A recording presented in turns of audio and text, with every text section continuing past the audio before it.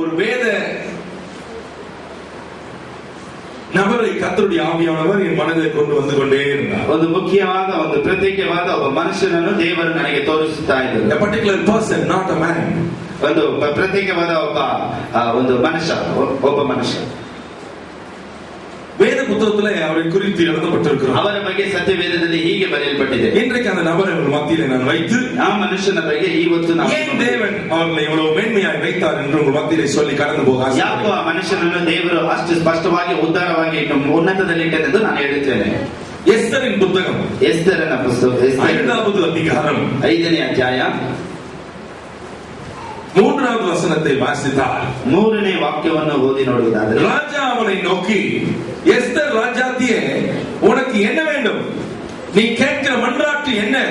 நீ ராஜ்யத்தில் பாதி மட்டும் கேட்டாலும் உனக்கு கொடுக்கப்படும் என்றார். ಅರಸನು ಆಕೆಗೆ, ಎಸ್ತೇರ್ ರಾಣಿಯೇ, ನಿನಗೇನು ಬೇಕು? ನಿನ್ನ ವಿಜ್ಞಾಪನೆ ಯಾವುದು? ನನ್ನ ಅರ್ಧ ರಾಜ್ಯವನ್ನು ಕೇಳಿದರೂ ನಿನಗೆ ಕೊಡುತ್ತೇನೆ ಅಂದನು. அதே மாதிரி ராஜா 6வது வசனத்திலே அவனை பார்த்து சொல்கிறார். ಇಲ್ಲಿ ಮತ್ತೆ 6ನೇ ವಾಕ್ಯದಲ್ಲಿ ಅರಸನು ಹೀಗೆ ಹೇಳುತ್ತಾನೆ, விருந்திலே திராட்சரசம் பரிமாறப்படுகையில் ராஜா எஸ்தரை பார்த்து, உன் வேண்டுதல் என்ன? அது உனக்கு கொடுக்கப்படும். நீ கேட்கிறது என்ன? நீ ராஜ்யத்தில் பாதி மட்டும் கேட்டாலும் உனக்கு கிடைக்கும் என்றான். ದ್ರಾಕ್ಷರಸ ಪಾನ ಮಾಡುವಾಗ ಅರಸನು ತಿರುಗಿ ಎಸ್ತೇರಳಿಗೆ, ನಿನ್ನ ವಿಜ್ಞಾಪನೆ ಯಾವುದು ಹೇಳು, ಅದನ್ನು ನೆರವೇರಿಸುವೆನು. ನೀನು ನನ್ನ ಅರ್ಧ ರಾಜ್ಯವನ್ನು ಕೇಳಿಕೊಂಡರೂ ಸರಿಯೇ, ಅದನ್ನು ನಿನಗೆ ಕೊಡುವೆನು. 7ம் அதிகாரம் 2ம் வசனத்தை வாசித்தீர்களானால், 7ನೇ ಅಧ್ಯಾಯ 2ನೇ ವಾಕ್ಯ ಓದಿ ನೋಡುವುದಾದರೆ, 2ம் நாள் விருந்திலே திராட்சரசம் பரிமாறப்படும் போது 2ನೇ ದಿನ ಪಂಕ್ತಿಯಲ್ಲಿ எஸ்தரை நோக்கி, எஸ்தர் ராஜாத்தியே, உன் வேண்டுதல் என்ன? ಅರಸನು ಎಸ್ತೇರನ್ನು ನೋಡಿ, ನಿನ್ನ ವಿಜ್ಞಾಪನೆ ಏನು? அது உனக்கு கொடுக்கப்படும். ಅದು ನಿನಗೆ ಕೊಡಲ್ಪಡುವುದು. நீ கேட்கிற மன்றாட்டு என்ன? ನೀನು ಮಾಡುವಂತ ವಿಜ್ಞಾಪನೆ ಯಾವುದು? ராஜ்யத்தில் பாதி மட்டும் கேட்டாலும் கிடைக்கும் என்றார். ರಾಜ್ಯದಲ್ಲಿ ಅರ್ಧ ಭಾಗ ಕೇಳಿದರೂ ಅದು ನಿನಗೆ ಸಿಗುತ್ತದೆ. 9ம் அதிகாரம் 12ம் வசனத்தை வாசித்தால், 9ನೇ ಅಧ್ಯಾಯ 12ನೇ ವಾಕ್ಯ ನೀವು ಓದಿ ನೋಡುವುದಾದರೆ, அப்பொழுது ராஜா ராஜாத்தியாக எஸ்தரை நோக்கி, யூதர் சூசான் அரண்மனையில் 500 பேரையும் ஆமானின் 10 குமாரனையும் கொன்று நிர்மூலமாக்கினார்கள். ராஜாவின் மற்ற நாடுகளிலும் என்ன செய்திருப்பார்களோ, இப்பொழுதும் உன் வேண்டுதல் என்ன? அது உனக்கு கட்டளையிடப்படும். உன் மன்றாட்டு என்ன? அதன்படி செய்யப்படும் என்றார். ಅರಸನು ಎಸ್ತೇರ್ ರಾಣಿಗೆ, ಯಹೂದ್ಯರು ಶೂಷನ್ ಕೋಟೆಯಲ್ಲಿ 500 ಮಂದಿಯನ್ನು, ಆಮಾನನ 10 ಮಂದಿ ಮಕ್ಕಳನ್ನು ಸಂಹರಿಸಿ ಬಿಟ್ಟಿದ್ದಾರೆ. ಉಳಿದ ರಾಜ್ಯ ಸಂಸ್ಥಾನಗಳಲ್ಲಿ ಎಷ್ಟೋ ಮಂದಿ ಹತರಾಗಿದ್ದಾರೆ. ನಿನ್ನ ವಿಜ್ಞಾಪನೆ ಇನ್ನು ಯಾವುದಿದ್ದರೂ ನೆರವೇರುವುದು. இன்றைக்கு இந்த எஸ்தரை குறித்து உங்கள் மத்தியிலே சுருக்கமாய் நான் சொல்ல ஆசைப்படுகிறேன். ಇವತ್ತು ನಾನು ಎಸ್ತೇರಳ ಬಗ್ಗೆ ನಾನು ಸ್ಪಷ್ಟವಾಗಿ ಚಿಕ್ಕದಾಗಿ ನಿಮ್ಮ ಮಧ್ಯದಲ್ಲಿ ಹೇಳಲು ಇಷ್ಟಪಡುತ್ತೇನೆ. ನಾನು அந்த செய்தியை பல விதத்துல யோசித்து பார்த்தேன். ஆனால் பரிசுத்த ஆவியானவர் எனக்கு என் இதயத்திலே கொடுத்ததான வார்த்தைகளை மாத்திரம் பேசும்படி நான் ஏவப்படுகிறேன். ನಾನು ಈ ಸಂದೇಶವನ್ನು ಅನೇಕ ವಿಧದಲ್ಲಿ ಯೋಚಿಸಿದನು, ಆದರೂ ಪವಿತ್ರಾತ್ಮನು ನನ್ನ ಹೃದಯದಲ್ಲಿ ಸ್ಪಷ್ಟವಾಗಿ ಮಾತನಾಡಿದ್ದನ್ನು ಮಾತ್ರ ಹೇಳುತ್ತೇನೆ. இந்த ஒரே அபிஷேக கூட்டம், அக்கினி அபிஷேகம் கூட்டமாயிற்றே, இதில் எஸ்தரை குறித்து பேச சொல்கிறீரே என்று என் இதயம் அங்கலாய்த்தது. ದೇವರೇ, ಈ ಬೆಂಕಿಯ ಒಂದು ಅಭಿಷೇಕದ ಕೂಟದಲ್ಲಿ ಎಸ್ತೇರಳ ಬಗ್ಗೆ ಮಾತನಾಡುತ್ತ ಹೇಳಿದ್ದಲ್ಲ ಅಂತ ನನ್ನ ಹೃದಯ ಯೋಚನೆ ಮಾಡಲು ಆರಂಭಿಸಿದೆ. ಆದರೂ ಸಹ ஆவியானவர் சொல்கிறதை காதுள்ளவன் கேட்க கடவன். ಪವಿತ್ರಾತ್ಮನು ಹೇಳುವುದನ್ನು ಕಿವಿ ಉಳ್ಳವನು ಕೇಳಿ. தேவன் நமக்கு ஏற்றவான ஒரு செய்தியை வைத்திருப்பார். ದೇವರು ನಮಗೆ ತಕ್ಕ ಹಾಗೆ ಒಂದು ಸಂದೇಶ.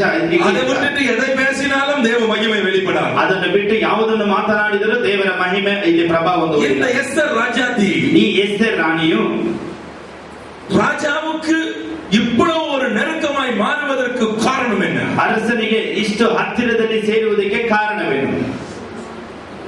ರಾಜ್ಯத்துல பாதி கேட்டாலும் தரேன்னு சொல்றாரு. ರಾಜ್ಯದಲ್ಲಿ ಅರ್ಧವನ್ನು ಕೇಳಿದರೂ ಸಹ ನಾನು ಕೊಡುತ್ತೇನೆ ಎಂದು ಹೇಳುತ್ತಾನೆ. எனக்கு அதிகமா கணக்கு சரியா தெரிய மாட்டேங்குது. ನನಗೆ ಅಧಿಕವಾಗಿ ಲೆಕ್ಕ ಗೊತ್ತಾಗ್ತಾ ಇಲ್ಲ. அந்த ராஜ்யம் 127 தேசத்துக்கு அவன் ராஜாவாயிருந்தான். ಆ ಅರಸನು 127 ರಾಜ್ಯಗಳಿಗೆ ಅರಸನಾಗಿದ್ದಾನೆ. வேதவசனம் சொல்கிறது, ಸತ್ಯವೇದ ಹೇಳುತ್ತದೆ, அந்த ராஜா, ಆ ಅರಸನು 1 அதிகாரம் 1ஆம் வசனத்துல, இந்து தேசம் முதல் எத்தியோப்பியா தேசம் வரைக்கும் உள்ள 127 நாடுகள் ಅಲ್ಲಿಯಂ ಅರಸಾಂಡ ಆಗಾಸ್ವೇರು அப்படி என்று போட்டிருக்கு. ಇಲ್ಲಿ 127 ಸಂಸ್ಥಾನಗಳನ್ನು ಆಳುತ್ತಿದ್ದ ಆಶ್ವರೋಷನ ಕಾಲದಲ್ಲಿ ಎಂದು ಬರೆಯಲ್ಪಟ್ಟಿದೆ. அப்படின்னா ಹಾಗಾದರೆ 63 63 ವರೆ அப்படிதானே? ಅಲ್ವಾ? 63 தேசத்தை உனக்கு தரேன் அப்படின்னு சொல்றான்.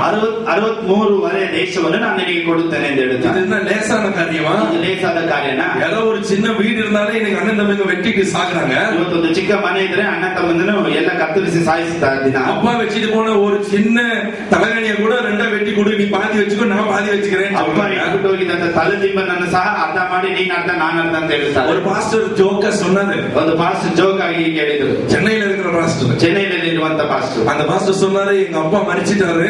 ಯಾವ ಪಾಸ್ಟರ್ ಹೇಳಿದ್ರು, ನನ್ನ ತಂದೆ ತೀರಿ ಹೋದ್ರು. எங்க அப்பா மரிச்ச பிறகு என்னுடைய சகோதரி வீட்டுக்கு வந்தா. ನನ್ನ ತಂದೆ ತೀರಿ ಹೋದ ನಂತರ ನನ್ನ ಸಹೋದರಿ ಮನೆಗೆ ಬಂದಳು. அப்பா சாப்பிட்டு இருக்கும் போது ஒரு போல் தட்டு, அந்த காலத்துல போல், இந்த காலத்துல போல் எல்லாம் தெரியுமோ தெரியாது. ಆ ಕಾಲದಲ್ಲಿ ಅದು ಬೋಲ್.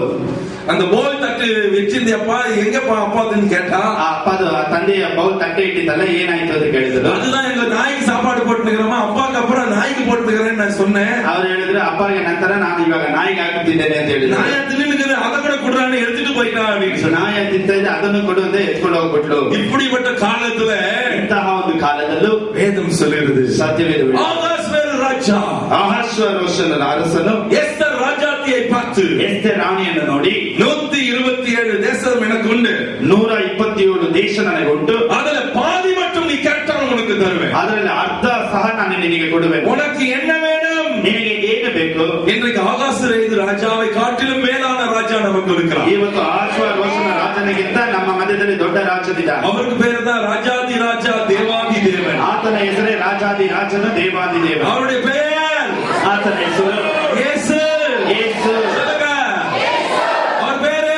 ಆತನ ಹೆಸರು. எத்தனை ராஜா வரலாம், ராஜா போகலாம். ಎಷ್ಟು ಅರಸರು ಬರಬಹುದು, ಅರಸರು ಹೋಗಬಹುದು. எத்தனை மந்திரிகள் வரலாம், மந்திரிகள் போகலாம். ಎಷ್ಟೋ ಮಂತ್ರಿ ಬರಬಹುದು, ಹೋಗಬಹುದು. எத்தனை ராஜ்யங்கள் வரலாம், ராஜ்யங்கள் மாறி போகலாம். ಎಷ್ಟೋ ರಾಜ್ಯಗಳು ಬರಬಹುದು, ಮಾರ್ಪಡಬಹುದು. ஆனால் இவருடைய ராஜ்யம் மாறுவதில்லை. ಆದರೆ ಈತನ ರಾಜ್ಯ ಮಾರ್ಪಡುವುದು. இவருடைய ராஜ்யத்துவம் மாறுவதில்லை. ಈತನ ರಾಜ್ಯತ್ವ இவருடைய ಮಾರ್ಪಡುವುದು. கர்த்தத்துவம் மாறுவதில்லை. ಈತನ ಅರಸತ್ವ ಮಾರ್ಪಡುವುದು. ஆகாஸ்வேரு ராஜாவே ஆசு பெண்ணை பார்த்து, தன்னுடைய ராஜாத்தியை பார்த்து, உனக்கு என்ன வேண்டும் என்று கேட்பான் என்றால், தேவாதி தேவனாகிய கர்த்தர் நம்மை பார்த்து உனக்கு என்ன வேண்டும் என்று கேட்பது எத்தனை சிறந்தது.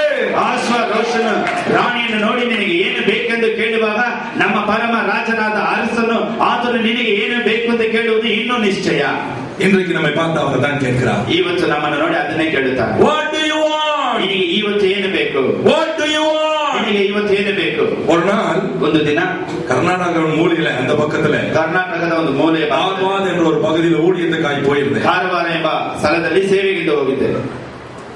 அந்த பாஸ்டர் சொன்னாரு, ಆ ಪಾಸ್ ಹೇಳಿದ್ರು, பிரதர் உங்களுக்கு ஒரு தனி ரூம் வச்சிருக்கேன், ಬ್ರದರ್ ನಿಮಗೆ ಅಂತ ಒಂದು ಸ್ಪಷ್ಟವಾದ ಒಂದು ರೂಮ್, உங்க கூட வந்திருக்கிறவருக்கு இன்னொரு ரூம், ನಿಮ್ಮ ಜೊತೆ ಬಂದಿರೋರಿಗೆ ಇನ್ನೊಂದು ರೂಮ್, உங்களுக்கு இந்த ஹோட்டல்லயே பெஸ்ட் எக்ஸிகியூட்டிவ் ரூம் போட்டுருக்கேன், ಈ ಹೋಟೆಲ್ ನಲ್ಲಿ ನಿಮಗೆ ಒಂದು ಬೆಸ್ಟ್ ಎಕ್ಸಿಕ್ಯೂಟಿವ್ ರೂಮ್ ಹಾಕಿದ್ದೇನೆ. காலையில இருந்து சாயந்தரம் வரைக்கும் யாரையும் உள்ள விடாதீங்க, ಬೆಳಿಗ್ಗೆಯಿಂದ ಸಾಯಂಕಾಲದವರೆಗೂ ಯಾರನ್ನು ಒಳಗಡೆ ಬಿಡಬೇಡಿ, வேற நேரத்துக்கு மாத்திரம் உங்களுக்கு சாப்பாடு வர வச்சதை நீங்க பாத்துக்கங்கன்னு சொன்னாங்க. ಸಮಯಕ್ಕೆ ತಕ್ಕ ಹಾಗೆ ನಿಮಗೆ ಊಟ ಬರುತ್ತದೆ, ಮಿಕ್ಕಿದ್ದನ್ನು ನೀವು ನೋಡಿಕೊಳ್ಳಿ. அந்த நாள் நான் தேவ சமூகத்துல உபவாசத்தை ஜெபித்துக் கொண்டிருந்தேன். ಆ ದಿನದಲ್ಲಿ ನಾನು ದೇವರ ಬಳಿ ಉಪವಾಸ ಎತ್ತು திடீரென்று பரிசுத்த ஆவியானவர் என் அறைக்குள்ள இறங்கி வந்தார். ತಕ್ಷಣ ಪವಿತ್ರಾತ್ಮನು ನನ್ನ ಕೋಣೆಯಲ್ಲಿ ಇಳಿದು ಬಂದನು. என்னுடைய சரீரத்துல பரிசுத்த ஆவியானுடைய வல்லமை அதிகமாக இறங்கியது. ನನ್ನ ಶರೀರದಲ್ಲಿ ಪವಿತ್ರಾತ್ಮನ ಶಕ್ತಿಯು ಅಧಿಕವಾಗಿ ಇಳಿದು ಬಂತು. தேவ சமூகத்துல நடுங்கி கொண்டு இருந்தேன். ದೇವರ ಸಮ್ಮುಖದಲ್ಲಿ ನಾನು ನಡುಗಿ திடீரென்று பூமியிலிருந்து சில அடி தூரத்துக்கு நான் உயர்த்தப்பட்டேன். ತಕ್ಷಣ ನಾನು ಭೂಮಿಯಿಂದ ತಕ್ಷಣ ನಾನು ಮೇಲಕ್ಕೆ ಎತ್ತಲ್ಪಟ್ಟೆನು. உயர்த்தப்பட்டிருந்த பொழுது ಅಲ್ಲಿ ನಾನು ಮೇಲಕ್ಕೆ ಎತ್ತಲ್ಪಟ್ಟಿರುವಾಗ திடீரென்று வானத்திலிருந்து ஒரு சத்தம், ತಕ್ಷಣ ಆಕಾಶದಿಂದ ಒಂದು ಶಬ್ದ, பூமி அதிர பண்ணுகிற ஒரு சத்தம், ಭೂಮಿಯನ್ನು ಕಂಪಿಸುವಂತ ಒಂದು ಶಬ್ದ. அந்த சத்தம் என்னிடத்துல எப்படியாய் பேசினது? ಆ ಶಬ್ದ ನನ್ನ ಬಳಿ ಹೀಗೆ ಮಾತನಾಡಿತು, What do you want? ನಿನಗೆ ಏನು ಬೇಕು? What do you want? ನಿನಗೆ ಏನು ಬೇಕು? உனக்கு என்ன வேண்டும்? ನಿನಗೆ ಬೇಕಾಗಿರೋದು ಏನು? எனக்கு என்ன சொல்லணும்னு தெரியல. ನನಗೇನು ಹೇಳ್ಬೇಕು ಅಂತ ಗೊತ್ತಾಗ್ಲಿಲ್ಲ. எதிர்பாராத ஒரு சத்தம், ನಾನು ಎದುರು ನೋಡದೇ ಇರುವಂತ ಒಂದು ಶಬ್ದ. ரொம்ப ஓகேமா ತಕ್ಷಣ ನಾನು ಯೋಗ್ಯವಾಗಿ நான் சொன்ன, ஆண்டவரே ದೇವರೇ எனக்கு எதுவும் வேணாம், ನನಗೆ ಏನು ಬೇಡ, நீங்க மாத்திரம் நான் வேணும், ನೀನು ಮಾತ್ರ ನನಗೆ, நீங்க மாத்திரம் நான் வேணும், ನೀನು ಮಾತ್ರ ನನಗೆ, நீங்க மாத்திரம் நான் வேணும். ನೀನು ಮಾತ್ರ ನನಗೆ ಬೇಕು. அதுக்கு மாறுத்தரம் ஒன்றும் வரல. ಅದಕ್ಕೆ ಮತ್ತೆ ಯಾವ ಉತ್ತರನೂ ಬಂದಿಲ್ಲ.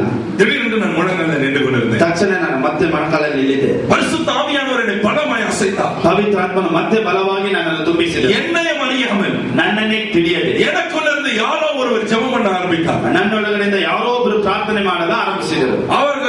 அவர் அந்த பிரார்த்தனை எப்படியா இருந்தது என்றால், ಆ ಪ್ರಾರ್ಥನೆ ಹೇಗಿತ್ತಂದರೆ, உலகத்திலே அதிகமாய் தேவனால் உபயோகப்படுத்தப்பட்ட மகிமையான பாத்திரங்களை பெயர்களை சொல்லி, ಲೋಕದಲ್ಲಿ ನಿಮಗಾಗಿ ಪ್ರಯೋಜನಪಡಿಸಿದಂತ ಪಾತ್ರಗಳ ಹೆಸರುಗಳನ್ನು ಹೇಳಿ, இவர்களை இப்படியா உபயோகப்படுத்தினீர, ಇವರುಗಳನ್ನು ಹೀಗೆ ನೀನು ಉಪಯೋಗಪಡಿಸಿದ್ದಲ್ಲ, இந்த மகனை இப்படியா உபயோகப்படுத்தினீர, ಈ ಮಗನನ್ನು ಹೀಗೆ ಪ್ರಯೋಜನಪಡಿಸಿದ್ದಲ್ಲ, இந்த சகோதரியை இப்படி உபயோகப்படுத்தினீர, ಈ ಸಹೋದರನು ಹೀಗೆ ಪ್ರಯೋಜನಪಡಿಸಿದ್ದಲ್ಲ, இப்படி இப்படி என்று சொல்லி ಅನೇಕ பெயர்களை சொல்லி ಹೀಗೆ ಹೀಗೆ ಅಂತ ಹೇಳಿ ಅನೇಕ ಹೆಸರುಗಳನ್ನು ಹೇಳಿ, இவனையும் அப்படி உபயோகப்படுத்தும், ಇವನ ಹಾಗೆ ಉಪಯೋಗಪಡಿಸು, என்னையும் அப்படி உபயோகப்படுத்தும், ನನ್ನನ್ನು ಹಾಗೆ ಉಪಯೋಗಪಡಿಸು.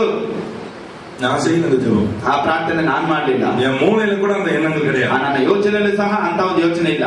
ஒரு அரை மணி நேரம் அப்படி இருக்கும், ಒಂದು ಅರ್ಧ ಗಂಟೆ ಆ ರೀತಿ ಇತ್ತು. அப்படி என் வாய் என் அறியாமலே அழுது புலம்பி ஜெபித்தது. ಆ ರೀತಿ ನನ್ನನ್ನು ತಿಳಿಯದಾಗೆ ಬಾಯನ್ನು ತೆರೆದು ಅತ್ತು ನಾನು ಪ್ರಾರ್ಥನೆ ಮಾಡಿದೆ. ஜெபம் முடிந்தது, ಪ್ರಾರ್ಥನೆ ಮುಗಿಯಿತು, அமைதியாக உட்கார்ந்து அப்படி அமைதியாக அப்படியே இருந்தேன். ನಾನು ಹಾಗೆ ಶಬ್ದವಿಲ್ಲದೆ ಕುಳಿತು அந்த அறை முழுவதும் அமைதியாக இருந்தது. ಆ ಗೋಡೆಯ ಸುತ್ತಲೂ ಅಶಬ್ದವಾಗಿ ನಿಶಬ್ದ. சத்தம், ಮತ್ತೆ ತಕ್ಷಣ ಆಕಾಶದಿಂದ ಒಂದು ಶಬ್ದ. It spoke to me like this. ಆ ಮಾತು ಹೀಗೆ ಮಾತನಾಡಿತು, All right, ಆಯ್ತು, all right, ಆಯ್ತು. ಅದು இன்னும் என் காதில அப்படி ரிங்காரம். ಅದು ಇನ್ನೂ ಸಹ ನನ್ನ ಕಿವಿಯಲ್ಲಿ ಹಾಗೆ ಕೇಳುತ್ತಾ ಇದೆ. கொஞ்ச நேரம் கழித்து எழுந்து உட்கார்ந்து ಸ್ವಲ್ಪ ಸಮಯ ನಾನು ಹಾಗೆ ಎದ್ದು ಕುಳಿತುಕೊಂಡೆ. திடீரென்று பரிசுத்த ஆவியானவர் என்னோடு பேச ஆரம்பித்தார். ತಕ್ಷಣ ಪವಿತ್ರಾತ್ಮನು ನನ್ನ ಬಳಿ ಹೀಗೆ ಮಾತನಾಡಿದನು. அவர் சொல்வதை ஒன்றன் பின் ஒன்றாக எழுதினேன். ಆತನು ಹೇಳಿದನು ಹಾಗೆ ನಾನು ಒಂದೊಂದಾಗಿ ಬರೆದಿಟ್ಟುಕೊಂಡೆ. என்னுடைய பர்சனல் ஃபைல் வச்சிருக்கேன், ನನ್ನ ಪರ್ಸನಲ್ ಫೈಲ್ ಅಲ್ಲಿ ಇಟ್ಟಿದ್ದೇನೆ. அவர் என்ன சொல்றாரோ அதெல்லாம் நடந்து கொண்டு வருகிறது. ಆತನು ಏನು ಹೇಳಿದನೋ ಅದೆಲ್ಲ ಈಗ ನಡೆಯುತ್ತಾ. இனியும் நடக்க போகிற காரியங்கள் உண்டு, ಇನ್ನು ನಡೆಯಬೇಕಾಗಿರುವಂತಹ ಕಾರ್ಯಗಳು ಉಂಟು. கர்த்தருக்கு மகிமை உண்டாவதா, ದೇವರಿಗೆ ಮಹಿಮೆ ಉಂಟಾಗ, கர்த்தருக்கு மகிமை உண்டாவதா. ದೇವರಿಗೆ ಮಹಿಮೆ ಉಂಟಾಗ. இன்றைக்கு உங்களை பார்த்து ஆண்டவர் அதே கேள்வியை கேட்கிறார். ಇವತ್ತು ನಿಮ್ಮನ್ನು ನೋಡಿ ಸಹ ದೇವರು ಅದನ್ನೇ உனக்கு நான் என்ன செய்யட்டும், ನಿನಗೆ ಏನು ಮಾಡಬೇಕು? எஸ்தர் ராஜாத்தியே, ಎಸ್ತರ್ ರಾಣಿಯೇ, எஸ்தர் ராஜாத்தியே, ಎಸ್ತರ್ ರಾಣಿಯೇ, உனக்கு நான் என்ன செய்ய வேண்டும்? ನಿನಗೆ ಏನು ಮಾಡಬೇಕು? உங்களுடைய ஜெப குறிப்புகள், ನಿಮ್ಮ ವಿಜ್ಞಾಪನೆ, உங்கள் தேவைகள், ನಿಮ್ಮ ಅವಶ್ಯಕತೆ, உங்களுடைய பாடுகள், ನಿಮ್ಮ ಕಷ್ಟಗಳು எல்லாவற்றையும் இன்றைக்கு ஆண்டவருடைய சமூகத்தில் சொல்லுங்க. ಎಲ್ಲವನ್ನು ದೇವರ ಸಮ್ಮುಖದಲ್ಲಿ ನೀವು ಹೇಳಿರಿ. ஆமென். ಆಮೆನ್. அவர் சொன்னதோடு நான் பிரசங்கம் பண்றேன். ಆತನು ಹೇಳಿದ್ದಾನೆ, ನಾನು ಪ್ರಸಂಗ ಮಾಡುತ್ತೇನೆ. ஆகவே செய்ய வேண்டியதெல்லாம் உங்க வேலை தான். ಆದ್ರೆ ಮಾಡಬೇಕಾಗಿರೋದಲ್ಲ ನಿಮ್ಮ ಕೆಲಸ. மோகன் சிங் பாக்கெட்ல இருந்து எதை எடுத்து கொடுத்துருவாங்க நினைச்சிருக்கீங்க? ಮೋಹನ್ ಸಿಂಗ್ ಪಾಕೆಟ್ ನಲ್ಲಿ ಏನೋ ಎತ್ಕೊಂಡು ಬಿಡ್ತಾರೆ ಅಂತ ತಿಳ್ಕೊಬೇಡಿ. என்கிட்ட ஒண்ணும் கிடையாது, ನನ್ನ ಬಳಿ ಏನೂ ಇಲ್ಲ, எல்லாம் இயேசு நடத்துறதா. ಎಲ್ಲ ಯೇಸು ಬಳಿ. ஹalleluya, ஹalleluya, ஹalleluya, ஹalleluya, ஹalleluya, ஹalleluya. சிலர் தனி ஜெபம் கடைசி ஜெபத்துல எல்லாம் பாத்துக்கலாம்னு நினைக்கிறாங்க. ಕೆಲವರು ಪ್ರತ್ಯೇಕ ಒಂದು ಪ್ರಾರ್ಥನೆ ಕಡೆಯಲ್ಲಿ ನಾವು ನೋಡ್ಕೊಳ್ಳೋಣ ಅಂತ ತಿಳ್ಕೊಂಡು. No, don't wait for the last minute. ನೀವು ಕಡೆಯ ಒಂದು ಕ್ಷಣಕ್ಕಾಗಿ ಕಾಯಬೇಡಿ. Don't expect a man to lay a hand on you. ನೀವು ಬಂದು ಕೈಯನ್ನು ಮೇಲೆ ಇಡಬೇಕೆಂದು ಕಾಯಬೇಡಿ. Expect God to touch you. ನೀವು ದೇವರು ನಿಮ್ಮನ್ನು ಮುಟ್ಟುವಂತ ಸಮಯ. Hallelujah, Hallelujah. நீங்க பேசினவன அவர் திரும்பி பேசுவா. ನೀವು ಮಾತಾಡಿದ ತಕ್ಷಣ ಆತನು ಮತ್ತೆ ಮಾತಾಡ್ತಾನೆ. ஆண்டவரே, ದೇವರೇ ನನಗೆ ಇದು ಬೇಡ, என் பிசினஸ் தோஞ்சு போயிருக்கு ஆண்டவரே, ನನ್ನ ಬಿಸಿನೆಸ್ ಸೋತು ಹೋಗಿದೆ, என் கற்பம் சுருங்கி போயிருக்கு ஆண்டவரே, ನನ್ನ ಗರ್ಭವು ಹಾಗೆ ಸುರುಕಿ ಹೋಗಿದೆ, ஒடுங்கி போயிருக்கு ஆண்டவரே, ನನಗೆ ಬಲ ಇಲ್ಲದೆ ಹೋಗಿದೆ, என் குடும்பம் உடைஞ்சு போயிருக்கு ஆண்டவரே, ನನ್ನ ಕುಟುಂಬ ಒಡೆದು ಹೋಗಿದೆ, என் வாழ்க்கையில சரீரம் உடைஞ்சு போயிருக்கிறது ஆண்டவரே, ನನ್ನ ಶರೀರದಲ್ಲಿ ಹಾಗೆ ಶರೀರ ಒಡೆದು ಹೋಗಿದೆ, வியாதி நிமித்த நான் அவதிப்படுகிறேன், ಬಲಹೀನತ ನಿಮಿತ್ತ ನಾನು ಕಷ್ಟಪಡುತ್ತೇನೆ, எனக்கு இறங்கும், ನನಗಾಗಿ ಅಪ್ಪ ನಿನ್ನ ಮನ ಹಿಡಿಯದು. அப்படி சொல்லுவீங்கன்னா ಹಾಗೆ ನೀವು ಹೇಳಿದ್ದಾರೆ, தொடுவா ದೇವರು ನಿಮ್ಮನ್ನು ಮುಟ್ಟುತ್ತಾ, தொடுவா, ನಿಮ್ಮನ್ನು ಮುಟ್ಟುತ್ತಾ, தொடுவா, ನಿಮ್ಮನ್ನು ಮುಟ್ಟುತ್ತಾ, இப்ப வேலையில தொடுவா, ಈ ಸಮಯದಲ್ಲಿ ನಿಮ್ಮನ್ನು ಮುಟ್ಟುತ್ತಾ, இப்ப வேலையில தொடுவா, ಈ ಸಮಯದಲ್ಲಿ ಮುಟ್ಟುತ್ತಾ, பிரசங்கத்தை கேட்கும் போது தொடுவா, ಪ್ರಸಂಗವನ್ನು ಕೇಳುತ್ತಿರುವಾಗಲೇ ಮುಟ್ಟುತ್ತಾ, அபிஷேக நேரத்துல தொடுவா, ಅಭಿಷೇಕ ಸಮಯದಲ್ಲಿ ಮುಟ್ಟುತ್ತಾ, எப்பாவது ஒரு நிமிஷம் சொல்லிட்டு தான் போவா, ಏನಾದ್ರೂ ಒಂದು ನಿಮಿಷ ನಿಮ್ಮನ್ನು ಮುಟ್ಟೆ வெறுமையா அனுப்பவே ನಿಮ್ಮನ್ನು ಹಾಗೆ ಬರಿಗೈಯಲ್ಲಿ ನಿಮ್ಮ ஹalleluya, ஹalleluya. அவருக்கு ஒரு ஸ்தோத்திரம் சொல்லுங்க. ಅವರಿಗೆ ಒಂದು ಸ್ತೋತ್ರ ಹೇಳಿ. ஹalleluya. Hallelujah. I'm going to tell you today, ಇವತ್ತು ನಾನು ನಿಮಗೆ ಹೇಳುತ್ತೇನೆ, you are not going to go from here as you have come. ನೀವು ಹೇಗೆ ಬಂದರೂ ಹಾಗೆ ಮತ್ತೆ ಹಿಂದಿರುಗುವುದಿಲ್ಲ. நிறைவான ஆசீர்வாதங்களோடு, ತುಂಬಿರುವಂತಹ ಆಶೀರ್ವಾದ, கர்த்தர் உங்களை சந்தித்த ஒரு தொடுதலோடு, ದೇವರು ನಿಮ್ಮನ್ನು ಸಂಧಿಸಿದಂತಹ ಸಮಯದೊಂದಿಗೆ இங்க இருந்து நீங்க கடந்து போக போறீங்க. ಆ ಒಂದು ಸ್ಪರ್ಶದಿಂದ ನೀವು ಹೋಗುತ್ತೀರಿ. கர்த்தருக்கு ஸ்தோத்திரம். ದೇವರಿಗೆ ಸ್ತೋತ್ರ. ஏன்? ಯಾಕೆ? இந்த ராஜாவுக்கு, ಆ ರಾಜನಿಗೆ அவன் மேல இப்படி ஒரு நேசம், ಅವಳ ಮೇಲೆ ಇಂತಹ ಒಂದು ಪ್ರೀತಿ. Okay, that is what I'm going to say today. ಅದನ್ನೇ ನಾನು ನಿಮಗೆ ಹೇಳುತ್ತೇನೆ. எது நேசத்தை கொண்டு வரும்? ಯಾವುದು ಪ್ರೀತಿಯನ್ನ இன்னைக்கு யாரை பார்த்தாலும் நேசம் நேசம் நேசம். ಇವಾಗ ಯಾರನ್ನ ನೋಡಿದ್ರೆ ಪ್ರೀತಿ ಪ್ರೀತಿ ಪ್ರೀತಿ ಇದ್ದೇವೆ. வாலிப கட்டத்திலையும் சரி, ಕೆಳ கட்டத்திலையும் சரி, ಯವನ ಸಮಯದಲ್ಲೂ ಸಹಿ, ವಯಸ್ಸಾದ್ರೂ ಸಹ love love love. ಪ್ರೀತಿ ಪ್ರೀತಿ ಪ್ರೀತಿ. உரமா அழுதுகிட்டே சொல்லுச்சு. ನಮ್ಮ ಅಳುತ್ತಾ ಹೀಗೆ ಹೇಳಿದ್ರು, எனக்கு வயது வந்த பிள்ளைங்க இருக்காங்க ஐயா, ನನಗೆ ವಯಸ್ಸು ಬಂದಿರುವಂತ ದೊಡ್ಡ ಹುಡುಗರು ಇದ್ದಾರೆ. இப்போ என் புருஷன் இன்னொரு பெண்ணை குடிச்சிட்டு ஓடி விட்டாரு. ಈಗ ನನ್ನ ಗಂಡ ಇನ್ನೊಂದು ಹೆಣ್ಣನ್ನು ಕರ್ಕೊಂಡು ಓಡಿ ಹೋದನು. எத்தனை வயசுன்னு கேட்டேன். ಎಷ್ಟು ವಯಸ್ಸು ಅಂತ? 64 ವಯಸ್ಸು. 64 ವಯಸ್ಸು. what a pity. ಎಷ್ಟು ಕೇವಲ. ஆனா வேதத்துல, ಆದ್ರೆ ಸತ್ಯವೇದದಲ್ಲಿ ஆகாஸ்வேரு ராஜா, ಅದನ್ನು ಆಶ್ವರೋಷನು ರಾಜ ஒரு மகளை, ஒரு பெண்ணை நேசித்தார். ಒಂದು ಸ್ತ್ರೀಯನ್ನು ಆತನು ಪ್ರೀತಿಸಿದನು. வேதம் அப்படிதான் சொல்லுகிறது. ಸತ್ಯವೇದ ಹಾಗೆ ಹೇಳುತ್ತದೆ. என்ன செய்தாருன்னு பாருங்க. ಏನು ಮಾಡಿದನೆಂದು ನೋಡಿದೆ. 16, 17 இரண்டாம் அதிகாரம் 16 வசனம் 17வது வசனம். ಎರಡನೇ ಅಧ್ಯಾಯ 16ನೇ ವಾಕ್ಯ 17ನೇ வாக்கியம். அப்படியே எஸ்தர் ராஜாவாகிய ஆகாஸ்வேரு அரசாளுகிற 7ஆம் வருஷம் தேபேத் மாதமாகிய 10ஆம் மாதத்திலே ராஜாவினிடத்தில் அரண்மனைக்கு அழைத்துக் கொண்டு வர அன்பு போகப்பட்டார். ராஜா சகல ஸ்திரீகளை பார்க்கிலும் எஸ்தர் மேல் அன்பு வைத்தான். சகல கன்னிகைகளை பார்க்கிலும் அவளுக்கு அவன் சமூகத்தில் அதிக தயையும் பட்சமும் கிடைத்தது. ஆகையால் அவன் ராஜ்ய கிரீடத்தை அவள் சிரசின் மேல் வைத்து அவளை வஸ்தியின் ஸ்தானத்திலே பட்டத்து ஸ்திரீயாக்கினான். ಅರಸನಾದ ಆಶ್ವರೋಷನ ಬಳಿಗೆ ಅವನ ಬಳಿಗೆ 7ನೇ ವರ್ಷದಲ್ಲಿ 10ನೇ ತಿಂಗಳಾದ ಪುಷ್ಯ ಮಾಸದಲ್ಲಿ ಆಕೆಯನ್ನು ರಾಜಗೃಹಕ್ಕೆ ಕರೆತಂದರು. ಅರಸನು ಎಲ್ಲಾ ಸ್ತ್ರೀಯಲ್ಲಿ ಎಸ್ತರಳನ್ನು ಮೆಚ್ಚಿದನು. ಎಲ್ಲಾ ಕನ್ಯೆಯರಲ್ಲಿ ಆಕೆಯು ಅವನಿಗೆ ದಯೆಗೂ ಪ್ರೀತಿಗೂ ಪಾತ್ರಳಾದದರಿಂದ ಅವನು ರಾಜ ಮುಕುಟವನ್ನು ಆಕೆಯ ತಲೆಯ ಮೇಲಿಟ್ಟು ಆಕೆಯನ್ನು ವಸ್ತಿಗೆ ಬದಲಾಗಿ ರಾಣಿಯನ್ನಾಗಿ ಮಾಡಿಕೊಂಡು, இந்த சகல ஸ்திரீயை பார்க்கிலும் ಎಲ್ಲಾ ಸ್ತ್ರೀಯರಿಗಿಂತ எஸ்தர் மேல் ராஜா நேசம் கொண்டதற்கு காரணத்தை உங்கள் மத்தியில் நான் சொல்ல ஆசைப்படுகிறேன். ಎಸ್ತರಳ ಮೇಲೆ ರಾಜನು ಎಲ್ಲಾ ಸ್ತ್ರೀಯರಿಗಿಂತ ಇಟ್ಟಿದಂತ ಪ್ರೀತಿಗೆ ಕಾರಣವೇನೆಂದು ನಾನು ಈಗ ಹೇಳುತ್ತೇನೆ. வேதத்தை நீங்க வாசிப்பீர்களானால் ಸತ್ಯವೇದದಲ್ಲಿ ನೀವು ಓದಿ ನೋಡುವುದಾದರೆ 2வது அதிகாரம் 2ನೇ ಅಧ್ಯಾಯ 6ஆம் வசனம் 7ஆம் வசனத்தை வாசிக்கும் போது 6ನೇ ವಾಕ್ಯ 7ನೇ ವಾಕ್ಯ ನೀವು ಓದುವಾಗ, அவன் பாபிலோன் ராஜாவாகிய நேபுகாத்நேச்சார் யூதாவின் ராஜாவாகிய எகோனியாவை பிடித்துக் கொண்டு போகிற போது அவனோட கூட எருசலேமில் இருந்து பிடித்துக் கொண்டு போகப்பட்டவர்களில் ஒருவனாய் இருந்தான். அவன் தன் சிறிய தகப்பன் குமாரத்தியாகிய எஸ்தர் என்னும் அச்சாலை வளர்த்தான். ಅರಸನಾದ ನೆಬೂಕದ್ನೆಚ್ಚರನಿಂದ ಯೆಹೂದ ರಾಜನಾದ ಯೆಹೋಯಾಕೀನನೊಡನೆ ಸೆರೆಯೊಯ್ಯಲ್ಪಟ್ಟವರಲ್ಲಿ ಇವನೊಬ್ಬನು. ಇವನು ಎಸ್ತೇರಳೆಂಬ ಹೆಸರನ್ನು ಅತೇಸ ಎಂಬ ತನ್ನ ಚಿಕ್ಕಪ್ಪನ ಅನಾಥಳಾದ ಮಗಳನ್ನು ತಂದೆ ತಾಯಿಗಳು ಸತ್ತಂದಿನಿಂದ ಪುತ್ರಿಯನ್ನಾಗಿ ಸ್ವೀಕರಿಸಿ ಸಾಕುತ್ತಿದ್ದನು. அவள், அந்த பெண் ரூபவதியும் சௌந்தரியம் உள்ளவளாய் இருந்தாள். ಈಕೆಯು ರೂಪವತಿಯು ಲಾವಣ್ಯವಂತಿಯೂ ಆಗಿದ್ದಳು. The Bible says, ಸತ್ಯವೇದ ಹೇಳುತ್ತದೆ, இந்த பெண் ரூபவதியும் ಈ ಹೆಣ್ಣು ರೂಪವತಿಯು சௌந்தரவதியுமாய் இருந்தாள். ಲಾವಣ್ಯವತಿಯೂ ಆಗಿದ್ದಳು. கன்னடத்துல லாவண்யவதின்னு போட்டுது. எந்த லாபமோ எந்த லாவண்யமோ எந்த சௌந்தரியமோ தெரியல. She was a beautiful woman. ಆದ್ರೆ ಅವಳು ಬಹಳ ಸುಂದರಿಯಾದ ಒಂದು ಸ್ತ್ರೀ. ಎಲ್ಲ தெரிஞ்சுக்கங்க, ಬಹಳ ಚೆನ್ನಾಗಿ ತಿಳ್ಕೊಳ್ಳಿ. இவளும் சௌந்தரவல்லி தான், இவளும் ரூபவதி தான். ಇವಳು ಸೌಂದರ್ಯವತಿ, ಇವಳು ರೂಪವತಿ.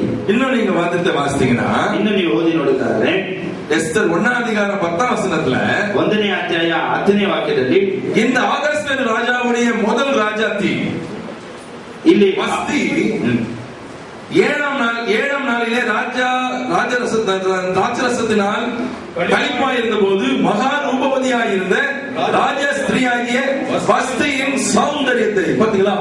இங்க மகா ரூபவதி, ಇಲ್ಲಿ ಮಹಾ ಸೌಂದರ್ಯ. இங்க எஸ்தரை பாத்தீங்கன்னா வெறும் ரூபவதின்னு தான் போட்டிருக்கு. ಇಲ್ಲಿ ಹೆಸರಿನೊಳಗೆ ಬೇರೆ ರೂಪವತಿ ಅಂತ ಹೇಳಲ್ಪಟ್ಟಿದೆ.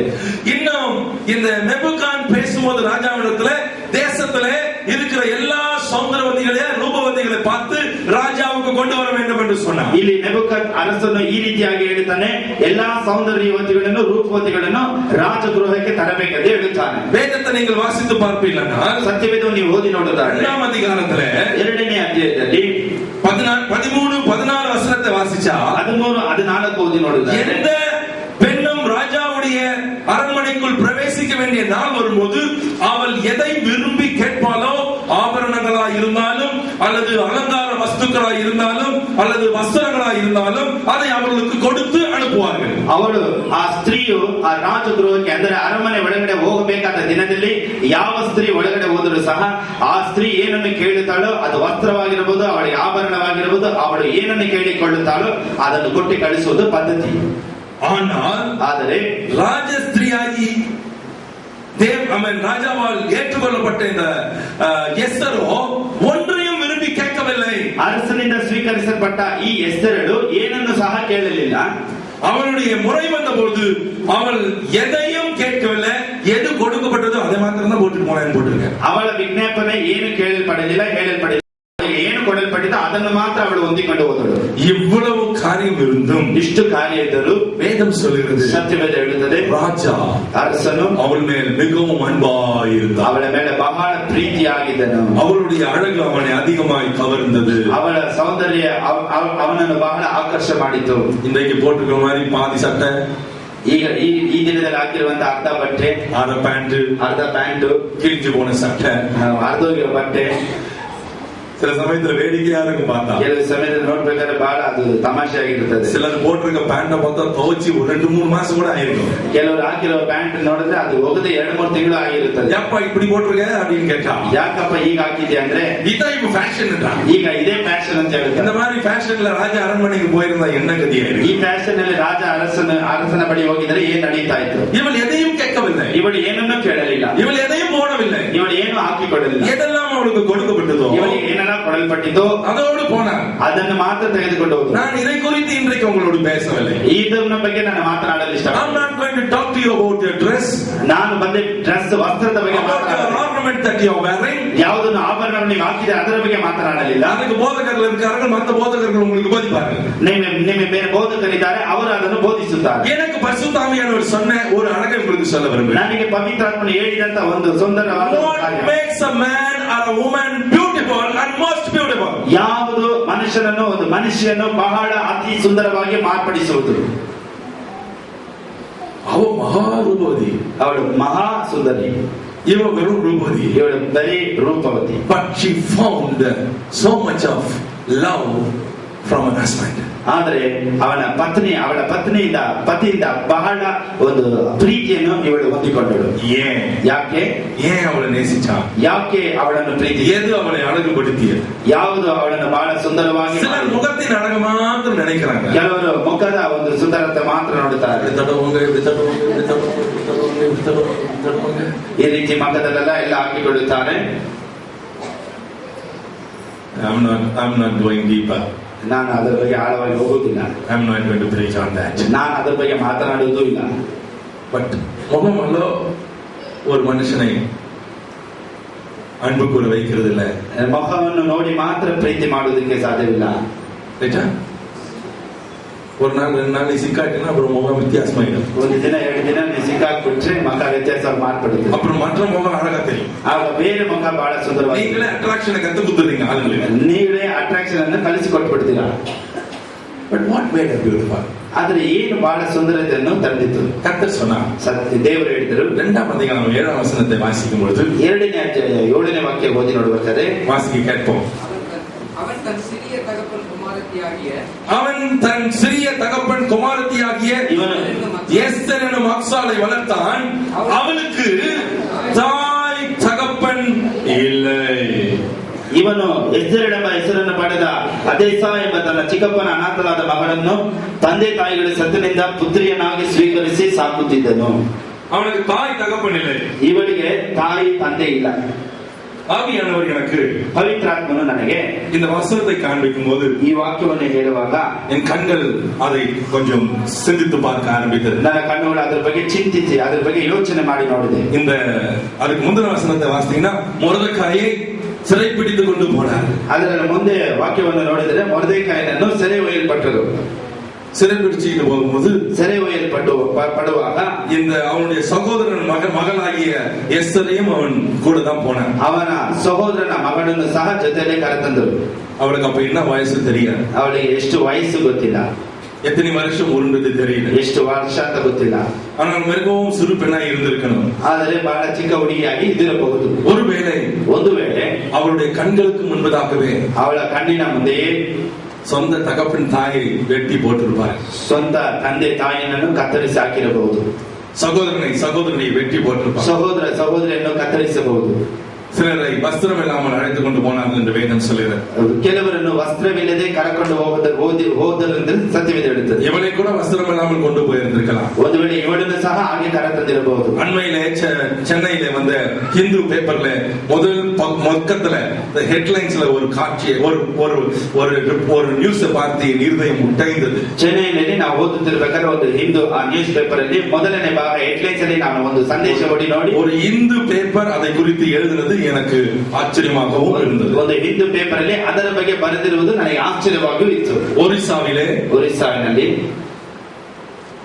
ஒரு கத்தோலிக்க பாதிரியையும் ಒಂದು ಕ್ಯಾಥಲಿಕ್ ಫಾದರ್ ಅನ್ನು ಸಹ ஒரு கத்தோலிக்க கன்னியாஸ்திரியையும் ಒಂದು ಕ್ಯಾಥಲಿಕ್ ಕನ್ಯಾಸ್ತ್ರೀಯನ್ನು பிடித்து வெளியே கொண்டு வந்து ಅವರನ್ನು ಹಿಡಿದು ಹೊರ ತಂದು அவர்களை அடிந்து அடித்து ಅವರನ್ನು ಬಹಳವಾಗಿ ಹೊಡೆದು சித்திரவதை செய்தார்கள். ಚಿತ್ರಹಿಂಸೆ ಮಾಡಿ கடைசியில் அந்த பெண்ணை ಕಡೆಯದಾಗಿ ಆ ಸ್ತ್ರೀಯನ್ನು வஸ்திரங்கள் அவனைத்தையும் முறிந்து விட்டு ವಸ್ತ್ರಗಳನ್ನ ಅಷ್ಟನ್ನೇ தெருவில் ஓட விட்டார்கள். ಅದನ್ನು ಬೀದಿಯಲ್ಲಿ ಓಡಬೇಕು. கடைசியில் ஒரு கும்பல் அவளை மானபங்கம் பண்ணியது. ಕಡೆಯದಾಗಿ ಒಂದು ಗುಂಪು ಅವಳನ್ನು ಮಾನಭಂಗ ಮಾಡಿದೆ. பல வருஷமாய் காத்த அவருடைய கண்ணி அவருடைய பரிசுத்தம் கலைக்கப்பட்டது என்று சொல்லி அந்த பத்திரிகையில் எழுதியிருந்தது. ಅನೇಕ ವರ್ಷದಿಂದ ಕಾದಿದಂತ ಆ ಕನ್ಯಾ ಸ್ತ್ರೀಯ ಆ ಗರ್ಭವು ಅವತ್ತು ಆ ದಿನದಲ್ಲಿ ಅವಳಿಗೆ ಮಾನಭಂಗ ಮಾಡಲ್ಪಟ್ಟಿದ್ದೆಂದು ಆ ಪೇಪರ್ ಅಲ್ಲಿ ಓದಿದೆ. என் இருதயம் அதை வாசிக்கும் போது அழுதது. ನನ್ನ ಹೃದಯ ಅದನ್ನು ಓದಬೇಕು. ஐயோ, அந்த ஸ்திரீக்கு 28 வயது. ಆ ಸ್ತ್ರೀಗೆ 28 ವರ್ಷ. எத்தனை மானபங்கத்தை அவள் அனுபவித்திருப்பாள். ಎಷ್ಟು ಮಾನಭಂಗವನ್ನು ಅವಳು, எத்தனை அவமானத்தை அவள் சகித்திருப்பாள். ಎಷ್ಟು ಅವಮಾನ ಸಹಿಸಿರಬಹುದು. எத்தனை வேதனையில் அவள் துடித்திருப்பாள். ಎಷ್ಟು ವೇದನೆಯಲ್ಲಿ ಕಷ್ಟಪಟ್ಟಿರಬಹುದು. ஐயோ, என் சகோதரியை போல நான் நினைக்கிறேன் ஆண்டவரே என்று கதறினேன். ಅಯ್ಯೋ, ನನ್ನ ಸಹೋದರಿಯಾಗಿ ನಾನು ನೆನೆಸುತ್ತೇನಲ್ಲ ಅಂತ ನಾನು ಅತ್ತಿದೆ. எஸ்தர் ராஜாத்தியுடைய வாழ்க்கையை நினைச்சு பாருங்க. ಎಸ್ತರ್ ರಾಣಿಯ ಒಂದು ಜೀವಿತ ಬಗ್ಗೆ ನೀವು ಯೋಚಿಸಿ ನೋಡಿ. இந்த ಡೆಮೋಕ್ರೆಟಿಕ್ ಕಂಟ್ರಿಲಿ இப்படி ஒரு காரியம் நடந்ததுன்னா, ಇಂಥ ಒಂದು ಕಾಪಾಡಲ್ಪಡುವಿಕೆ ಇಂಥ ಒಂದು ಸ್ಥಳದಲ್ಲಿ ಈ ರೀತಿಯಾಗಿ ನಡೆಯುತ್ತದೆ ಅಂದ್ರೆ அங்கே அடிமைகளாய் பிடித்துக் கொண்டு போகிறார்கள். ಅಲ್ಲಿ ಬಂದು ಅವರನ್ನು ಸೆರೆ ಒಯ್ಯಲ್ಪಟ್ಟರೆಂದು ಹೇಳುತ್ತದೆ. வஸ்திரமில்லாமல் அழைத்து கொண்டு போயிருக்கலாம். ವಸ್ತ್ರವಿಲ್ಲದೆ ಕರಕೊಂಡು ಹೋಗಿರಬಹುದು. அடியோடு அடித்திருக்கலாம். ಬಾಳವಾಗಿ ಹೊಡೆದಿರಬಹುದು. சூடுகளை வைத்திருக்கலாம். ಬೆಂಕಿಟ್ಟಿರಬಹುದು. சில ஆண்டுகளுக்கு முன்பாக, ಅನೇಕ ವರ್ಷಗಳ ಹಿಂದೆ சிலோன் தேசத்திலிருந்து வந்த ஒரு சகோதரனை சந்தித்து பேசினேன். ಸಿಲೋನ್ ದೇಶದಿಂದ ಬಂದಂತ ಒಂದು ಸಹೋದರನನ್ನು ನಾನು ನೋಡಿದೆ. அவர் கண்ணீர் மல்க கண்ணுடைய கரைகளை சொன்னார். ಅವರು ಕಣ್ಣೀರಿಟ್ಟು ಕೆಲವು ಕಾರ್ಯ ಹೇಳಿದರು. ಅವರು ಹೇಳಿದರು, அண்ணே, ಅಣ್ಣ, என் கண்ணுக்கு முன்னாலே ನನ್ನ ಕಣ್ಣಿನ ಮುಂದೆ தகப்பனையும் தாயையும் கொன்று போட்டார். ನನ್ನ ತಂದೆ ತಾಯಿ ನನ್ನ ಸಾಯಿಸಿದರು. என் சகோதரர்களை வெட்டி கொன்றார். ನನ್ನ ಸಹೋದರನನ್ನು ಕತ್ತರಿಸಿ ಸಾಯಿಸಿದರು.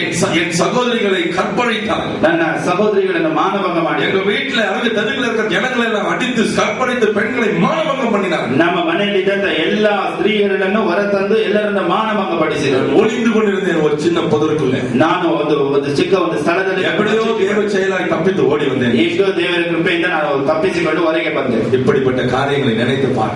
ಇಂಥ ಒಂದು ಕಾರ್ಯವನ್ನು ನೆನೆಸಿ ನೋಡಿ. இப்படிப்பட்ட அவமானங்கள், ಇಂಥ ಒಂದು ಅವಮಾನ, இப்படிப்பட்ட பாடுகள், ಇಂಥ ಒಂದು ಕಷ್ಟಗಳು ஒரு மனுஷனுடைய வாழ்க்கையில் அழகை கொண்டு வரும். ಒಂದು ಮನುಷ್ಯನ ಜೀವಿತದಲ್ಲಿ ಸೌಂದರ್ಯವನ್ನು ತರುತ್ತದೆ. என்னை கேட்கிற தேவ பிள்ளையே, ನನ್ನನ್ನು ಕೇಳುವಂತ ದೇವರ ಮಕ್ಕಳೇ, உன் வாழ்க்கையில வேதனைக்குள்ள போகிறீங்களா? ನಿನ್ನ ಜೀವಿತದಲ್ಲಿ ವೇದನೆಯಲ್ಲಿ பாடுகளுக்குள்ளே போகிறீங்களா? ಕಷ್ಟದಲ್ಲಿ ಹೋಗುತ್ತಿದ್ದೀರಾ? கண்ணீர்களுக்குள்ளே போகிறீங்களா? ಕಣ್ಣೀರಿನಲ್ಲಿ ಹೋಗುತ್ತಿದ್ದೀರಾ? ஓ, ஏன் எனக்கு இப்படி?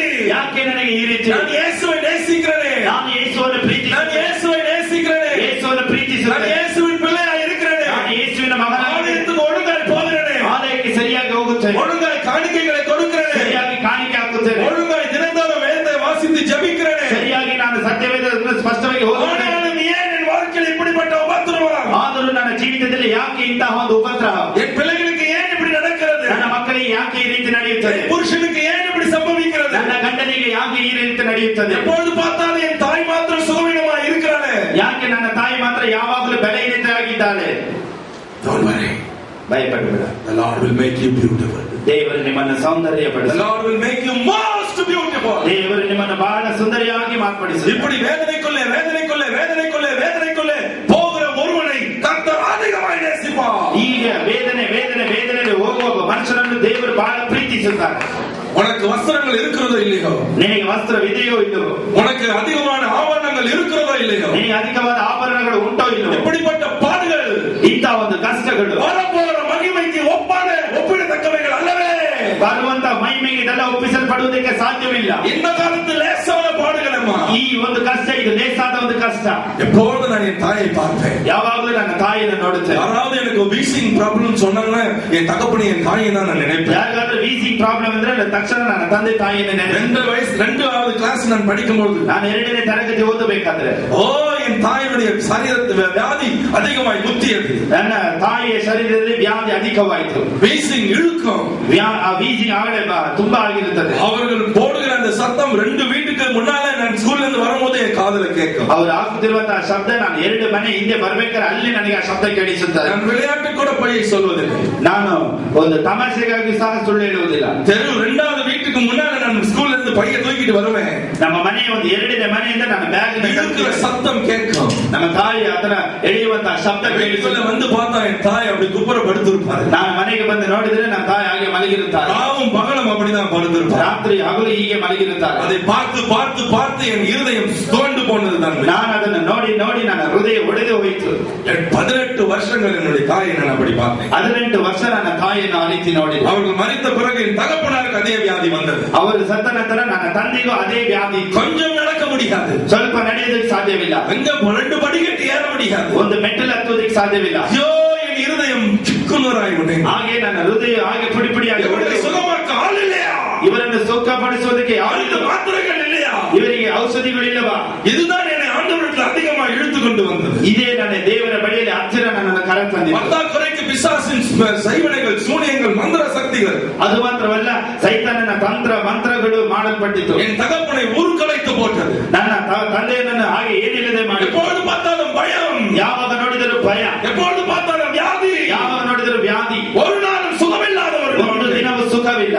அதுதான் என்னை ஆண்டவரிடத்தில் இழுத்துக்கொண்டு, ಅದೇ ನನ್ನ ದೇವರ ಹತ್ತಿರ ನನ್ನನ್ನು ಎಳೆದುಕೊಂಡು, ஏன் ஆண்டவரே, ಯಾಕೆ ದೇವರೇ, ஏன் ஆண்டவரே, ಯಾಕೆ ದೇವರೇ? 2வது கிளாஸ் நான் படிக்கும் போது முழங்கால் போட்டு ஜெபிக்க ஆரம்பித்தேன். 2ನೇ ತರಗತಿ ನಾನು ಓದುವಾಗ ಮೊಣಕಾಲಾಕಿ ಪ್ರಾರ್ಥಿಸುತ್ತಿದ್ದೆ. ஒரு நாள் என் தாய் என்னை அழைத்து சொன்னார்கள், ಒಂದು ದಿನ ನನ್ನ ತಾಯಿ ಹತ್ತಿ, ಮೋಹನ್, இனி நான் உயிரோடு இருக்க மாட்டேன், ನೀನು ನಾನು ಜೀವಂತವಾಗಿ ಇರುವುದಿಲ್ಲ, நான் செத்து போயிடுவேன், ನಾನು ಸತ್ತು ಹೋಗುತ್ತೇನೆ. இன்னொரு காலம் அக்கா, ಇಲ್ಲಿ ನಿನ್ನ ಅಕ್ಕ ಇದ್ದಾಳಲ್ಲ, இனி அவன் தான் உனக்கு சகோதரியும் தாயும் என்று ಇನ್ನು சொன்னார். ಮೇಲೆ ಅವಳೇ ನಿನಗೆ ಸಹೋದರಿ ತಾಯಿ. ஓ என் பிஞ்சு உள்ளத்தை உடைத்தது. ಓ ನನ್ನ ಚಿಕ್ಕ ಹೃದಯ ಹಾಗೆ ಒಡೆದು இனி நான் வாழ மாட்டேன் என்று சொல்கிறார்களே, ಅಯ್ಯೋ ನಾನು ಇನ್ನು ಜೀವಿಸುವುದಿಲ್ಲ ಅಂತ ಹೇಳಿದ್ದಾರೆ. தாய் இல்லாமல் எப்படி ஜீவிப்பது? ತಾಯಿ ಇಲ್ಲದೆ ಹೇಗೆ ಜೀವಿಸುವುದು? ஆண்டவரே, ದೇವರೇ, நான் இப்போ ஸ்கூலுக்கு போறேன், ನಾನೀಗ ಸ್ಕೂಲಿಗೆ ಹೋಗುತ್ತೇನೆ. திரும்பி வரும்போது என் தாய் உயிரோடு இருக்கணும், ಮತ್ತೆ ನಾನು ಬರ್ಬೇಕಾದ್ರೆ ನನ್ನ ತಾಯಿ உயிரோடு இருக்கிறத பார்க்கணும், ಜೀವಂತವಾಗಿರೋದನ್ನ ನಾನು ನೋಡ್ಬೇಕು.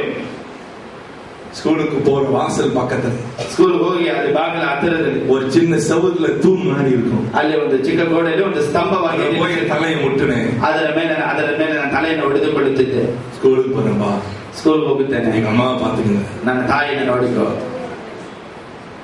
திரும்பி வந்தேன், ಮತ್ತೆ ಬಂದೆ, மதியான சாப்பாடு வேலை, ಮಧ್ಯಾಹ್ನ ಊಟದ ಸಮಯ, வீட்டுக்கு போனோம், ಮನೆಗೆ ಹೋಗ್ಬೇಕು. என் மனசு பேசுது, ನನ್ನ ಮನಸ್ಸು ಮಾತಾಡುತ್ತೆ. வீட்டுல போனா அம்மா உயிரோடு இருப்பாங்களா, ಮನೆಗೆ ಹೋದ್ರೆ ಅಮ್ಮ ಜೀವಂತವಾಗಿ ಇರ್ತಾರ, எல்லாம் பெட்ல போய் போட்டு படுக்க வச்சு எல்லாம் சுத்தி உட்கார்ந்து இருப்பாங்களா, ಇದೆಲ್ಲ ಬೆಡ್ಡಲ್ಲಿ ಹಾಕಿ ಎಲ್ಲ ಸುತ್ತಿ ಕುಳಿತಿರ್ತಾರ. அதே தூண்ல போய் நின்னேன். ಅದೇ ಮತ್ತೆ ಸ್ತಂಭದಲ್ಲಿ ಹೋಗಿ வீட்டுக்கு போறேன், ಮನೆಗೆ ಹೋಗುತ್ತೇನೆ. எங்க அம்மா உயிரோடு இருக்கணும். ನಮ್ಮ ತಾಯಿ ಜೀವಂತವಾಗಿರ್ಬೇಕು. வீட்டுக்கு போனா எங்க அம்மா உயிரோடு இருந்தாங்க. ಮತ್ತೆ ಜೀವಂತವಾಗಿ ನಮ್ಮ ತಾಯಿ ಇದ್ರು. திரும்பி போனேன், ಮತ್ತೆ ಹೋಗ್ತೇನೆ, ஸ்கூலுக்கு போனேன். ಸ್ಕೂಲ್ಗೆ ಹೋಗ್ತೇನೆ. ஐயோ சாயந்தரம் போகும்போது என்ன ஆகும் தெரியாது, ಸಾಯಂಕಾಲ ಹೋಗ್ಬೇಕಾದ್ರೆ ಏನಾಗ್ತಾ ಇದ್ದ ಗೊತ್ತಿಲ್ಲ. அதே தூண்ல நின்னேன். ಮತ್ತೆ ಅದೇ ಸ್ತಂಭದಲ್ಲಿ ನಿಲ್ತಾ ಇದೆ. திரும்பி வந்தேன், ಮತ್ತೆ ಬಂದೆ. சாயந்தரம் வீட்டுக்கு போனா அம்மா உயிரோடு இருப்பாங்களா தெரியலையே. ಸಾಯಂಕಾಲ ಮನೆಗೆ ಹೋದ್ರೆ ತಾಯಿ ಜೀವಂತವಾಗಿ ಇರ್ತಾರೋ ಇಲ್ಲ. அதே தூண்ல போய் நின்னேன். ಮತ್ತೆ ಅದೇ ಸ್ತಂಭದಲ್ಲಿ ஆண்டவரே, வீட்டுக்கு போறேன், ದೇವರೇ ಮನೆಗೆ ಹೋಗುತ್ತೇನೆ. I want to see my mother live. ನಾನು ನನ್ನ ತಾಯಿಯ ಜೀವಂತವಾಗಿರೋದು ನೋಡಬೇಕು. அந்த ஸ்கூல்ல 4வது வரைக்கும் படிச்சேன். ಆ ಸ್ಕೂಲಲ್ಲಿ 4ನೇ ತರಗತಿವರೆಗೆ ಓದಿ 3 வருஷம் அந்த தூண்ல தான் தினம் தோறும் நின்று ஜெபம் பண்ணிட்டு போவேன். 3 ವರ್ಷ ಆ ಸ್ತಂಭದ ಹತ್ರ ನಿಂತು ಪ್ರಾರ್ಥನೆ ಮಾಡುತ್ತೆ ಹೋಗುತ್ತಿದ್ದೆ. 4th ಸ್ಟ್ಯಾಂಡர்ட்ல இருந்து வேற ஸ்கூலுக்கு போனோம். 4ನೇ ತರಗತಿಯಿಂದ ಬೇರೆ ಕ್ಲಾಸ್ ஸ்கூல் ரிப்போர்ட் வாங்கிட்டு வெளியே வரும்போது ಆ ಸ್ಕೂಲ್ ರಿಪೋರ್ಟ್ ತೆಗೆದುಕೊಂಡು ಹೊರಗೆ ಬಂದೆ. என் கூட ஒரு பையன் படிச்சான். ನನ್ನ ಜೊತೆ ಒಬ್ಬ அவனை அழைச்சுಕೊಂಡು போறதுக்கு அவன் பாட்டி வரும். ಅವನನ್ನು ಕರ್ಕೊಂಡು ಹೋಗೋದಕ್ಕೆ ಅವನ ಅಜ್ಜಿ ಬರ್ತಾ ಇದ್ರು. ஒவ்வொரு நாளும் அந்த பாட்டி வந்து அவனை அழைச்சுಕೊಂಡು போவோம். ಒಂದೊಂದು ದಿನನೂ ಅಜ್ಜಿ ಬಂದು ಕರ್ಕೊಂಡು ಹೋಗ್ತಾರೆ. அன்னைக்கு பாத்தி என்ன கேட்டுச்சு, ಅವತ್ತು ನೋಡಿ ನನ್ನ ಕೇಳಿದ್ರು, ஒவ்வொரு நாளும் அவனை பாக்குறேன், இங்க போய் நின்னுட்டு வரையலாம், என்ன பண்றேன்னு கேட்டேன். ಒಂದೊಂದು ದಿನ ನಾನು ನೋಡ್ತೇನೆ, ನೀನು ಅಲ್ಲಿ ಹೋಗಿ ನಿಲ್ಲುಬಿಟ್ಟು ಬರ್ತಾ ಇದ್ದಾರೆ, ಏನ್ ಮಾಡ್ತೀಯ ಅಲ್ಲಿ ಹೋಗಿ? அன்னைக்குதான் முதல் முறையா அந்த மாதிரி சொன்னேன். ಆವತ್ತೇ ಮೊದಲನೇ ಸಾರಿ ನಾನು ಆ ತಾಯಿ ಹತ್ರ ಹೇಳಿದೆ, நான் ஜெபம் பண்ணிட்டு போறோமா, ನಾನು ಪ್ರಾರ್ಥನೆ ಮಾಡ್ಬಿಟ್ಟು ಹೋಗ್ತೇನಮ್ಮ. அடப்பாவி, அது இடமா இல்ல, அங்க பாரு பக்கத்துல குப்பை தட்டி. ಅಲ್ಲಿ ನೋಡಿ, ಅಲ್ಲಿ ನಿನಗೆ ಸ್ಥಳ ಇಲ್ಲ, ಪಕ್ಕದಲ್ಲಿ ನೋಡು ಕಸ ತೊಟ್ಟಿ. குப்பை தட்டி பக்கத்துல போய் ஜெபம் பண்ணிருக்கிறதா? ಕಸ ತೊಟ್ಟಿ ಪಕ್ಕದಲ್ಲಿ ಹೋಗಿ ಪ್ರಾರ್ಥನೆ ಮಾಡ್ತೀರಾ? 3 வருஷம் அவங்க ஜெபம் பண்ணிருக்கேன். குப்பை தொட்டி இருந்தது என் கண் பார்த்தது. 3 ವರ್ಷ ಪ್ರಾರ್ಥನೆ ಮಾಡಿದ್ದೇನೆ, ಅಲ್ಲಿ ಕಸ ತೊಟ್ಟಿ ಇದ್ದು ನಾನು ನೋಡಿ. என் ஜெபம் எல்லாம் ನನ್ನ ಪ್ರಾರ್ಥನೆ ಇಲ್ಲ, I want to see my mother live. ನನ್ನ ತಾಯಿ ಜೀವಂತವಾಗಿರುವುದನ್ನು ನೋಡಬೇಕು. 18 வருஷம் 18 ವರ್ಷ என் தாயார் உயிரோடு இருந்தார். ನನ್ನ ತಾಯಿ ಜೀವಂತ, அதன் பிறகு உயிரோடு இருந்தார். ಅದರ ನಂತರ 18 ವರ್ಷ. ஆமென் சொல்லுங்க. ಆಮೆನ್. ஹalleluya. ಹಲ್ಲೆಲೂಯಾ. உங்கள் கண்ணீரையும் கர்த்தர் துடைப்பார். ನಿಮ್ಮ ಕಣ್ಣೀರುಗಳಿಂದ ದೇವರು, உங்களுடைய பாடுகள், ನಿಮ್ಮ ಕಷ್ಟ, உங்களுடைய வேதனைகள், ನಿಮ್ಮ ವೇದನೆಗಳು, உங்கள் போகிற உபத்திரவங்கள் ನೀವು ಹೋಗುವಂತ ಉಪದ್ರವಗಳು உங்களை அழகுபடுத்தும். ನಿಮ್ಮನ್ನ ಸೌಂದರ್ಯಪಡಿಸುವ. ராஜாவின் பிரியம், ರಾಜನ ಪ್ರಿಯೆ, ஆண்டவருடைய நேசம் ದೇವರ ಪ್ರೀತಿ உங்கள் மேல் அதிகமாகும்படி செய்யும். ನಿಮ್ಮ ಮೇಲೆ ಅಧಿಕವಾಗಿ ಮಾಡಲ್ಪಡುತ್ತದೆ. The king loved her ಅರಸನು ಅವಳನ್ನು ಪ್ರೀತಿಸಿದನು, mostly, ಬಹಳವಾಗಿ, அவளை அதிகமாய் சிநேகித்தார், ಅಧಿಕವಾಗಿ, ಬಹಳವಾಗಿ ಪ್ರೀತಿ, அதிகமாய் அன்பு கூர்ந்தார். ಬಹಳವಾಗಿ ಪ್ರೀತಿ இவளை ಮಾಡಿದಳು. பார்த்து சொல்றேன், ಇವತ್ತು ನಿಮಗೆ ஏனுங்க பாடுன்னு சொல்லிடாதீங்க. ಯಾಕೆ ನನಗೆ ಇಂಥ ಕಷ್ಟ ಅಂತ ಹೇಳ್ಬೇಕು? பாடுகள் மத்தியிலும் ಈ ಕಷ್ಟದ ಮಧ್ಯದಲ್ಲಿ ஆண்டவருக்கு பிரியமாய் வாழுங்க. ದೇವರಿಗೆ ಪ್ರಿಯವಾಗಿ ಬಾಳಿ, ஆண்டவருக்கு பிரியமாய் வாழுங்க. ದೇವರಿಗೆ ಪ್ರಿಯವಾಗಿ ಬಾಳಿ. நீங்கள் விரும்பி கேட்கிறது எதுவோ ನೀವು ಇಷ್ಟಪಟ್ಟು ಕೇಳುವುದು ಯಾವುದೋ கர்த்தர் அதை உங்களுக்கு கொடுப்பார். ದೇವರು ನಿಮಗೆ ಕೊಡುತ್ತಾರೆ. ஸ்தோத்திரம் சொல்லுங்க. ஹalleluya. ஹalleluya. ஹalleluya. ಹಲ್ಲೆಲೂಯಾ. இரண்டாவது, ಎರಡನೇದು, இன்னொரு காரியத்தை உங்களுக்கு சொல்ல விரும்புகிறேன். ಇನ್ನೊಂದು ಕಾರ್ಯ ಹೇಳಲು ಇಷ್ಟಪಡುತ್ತೇನೆ. What made her most lovable? ಅವಳನ್ನು ಬಹಳವಾಗಿ ಪ್ರೀತಿಸುವುದಕ್ಕೆ ಕಾರಣವೇನು? எஸ்தரின் புத்தகம் 4வது அதிகாரம், ಇಲ್ಲಿ ಎಸ್ತರಳು ಬರೆದ ಪುಸ್ತಕ 4ನೇ ಅಧ್ಯಾಯ 15-16 வசனங்களை வாசித்தார். 15-16 ವಾಕ್ಯವನ್ನು ಓದಿ ನೋಡುವುದಾದರೆ, எஸ்தர் மொர்தெகாய்க்கு சொல்லி அனுப்புகிறார், நான் போய் சூசானில் இருக்கிற யூதரை எல்லாம் கூடி வர செய்து 3 நாள் அல்லும் பகலும் புசியாமலும் குடியாமலும் இருந்து எனக்காக உபவாசம் பண்ணுங்கள், நானும் என் தாலிபானும் உபவாசம் பண்ணுவோம், இவ்விதமாய் சட்டத்தை மீறி ராஜாவின் இடத்தில் பிரவேசிப்பேன், நான் செத்தாலும் சாகிறேன் என்று சொல்ல சொன்னார். ಆಗ ಎಸ್ತರಳು, ನೀನು ಹೋಗಿ ಶೂಷೇನಿನಲ್ಲಿ ಸಿಕ್ಕುವ ಎಲ್ಲಾ ಯಹೂದ್ಯರನ್ನು ಕೂಡಿಸು, ನೀವೆಲ್ಲರೂ 3 ದಿನ ಹಗಲಿರುಳು ಅನ್ನಪಾನಗಳನ್ನು ಬಿಟ್ಟು ನನಗೋಸ್ಕರ ಉಪವಾಸ ಮಾಡಿರಿ, ಅದರಂತೆ ನಾನು ನನ್ನ ಸೇವಕಿಯರೊಡನೆ ಉಪವಾಸದಿಂದಿರುವೆನು, ಅನಂತರ ನಾನು ವಿಧಿ ಮೀರಿ ಅರಸನ ಬಳಿಗೆ ಹೋಗುವನು, ಸತ್ತರೆ ಸಾಯ್ತೇನೆ ಎಂದು ಮೊರ್ದೆಕೈಗೆ ಮರಳಿ ಹೇಳಿಸಿದರು. யாரை தேவன் அதிகமாய் நேசிப்பார்? ಯಾರನ್ನು ದೇವರು ಅಧಿಕವಾಗಿ ಪ್ರೀತಿಸುತ್ತಾನೆ? யார் ஒருவன் அதிகமாய் ஜெபிக்கிறான்? ಯಾರೊಬ್ಬನು ಅಧಿಕವಾಗಿ ಪ್ರಾರ್ಥಿಸುತ್ತಾನೆ? உபத்திரவ வேளையிலும், ಉಪದ್ರವದಲ್ಲೂ, பிரச்சனையின் மத்தியிலும், ಸಮಸ್ಯೆಗಳ ಮಧ್ಯದಲ್ಲೂ ஜெபிக்கிறவர்களை கர்த்தர் மறக்கிறதே இல்லை. ಪ್ರಾರ್ಥಿಸುವವರನ್ನು ದೇವರು ಮರೆಯುವುದೇ ಇಲ್ಲ. உபத்திரவம் தான் நம்முடைய ஜெபம் குறைஞ்சிடும். ಉಪದ್ರವ ಬಂದ್ರೆ ನಮ್ಮ ಪ್ರಾರ್ಥನೆ ಕೊರತೆ ಆಗುತ್ತದೆ. அத பாருங்க, உங்களுக்கு எந்த நேரத்துல உங்களுக்கு ஜெப ஆவி போகுதுன்னா உபத்திரவ நேரத்துல தான் போகும். ನೀವು ನೋಡಿ, ಯಾವಾಗ ನಿಮ್ಮ ಪ್ರಾರ್ಥನೆ ಕೊರತೆ ಆಗುತ್ತದೆ ಅಂದ್ರೆ ಉಪದ್ರವ ಸಮಯ. என்னால ஜெபம் பண்ண முடியல பிரதர், ನನ್ನಿಂದ ಪ್ರಾರ್ಥನೆ ಮಾಡೋದಕ್ಕೆ ಆಗ್ತಾ ಇಲ್ಲ ಬ್ರದರ್, என் மனசு சோர்ந்து போயிடுச்சு, ನನ್ನ ಮನಸ್ಸು ಸೋತು ಹೋಗಿದೆ.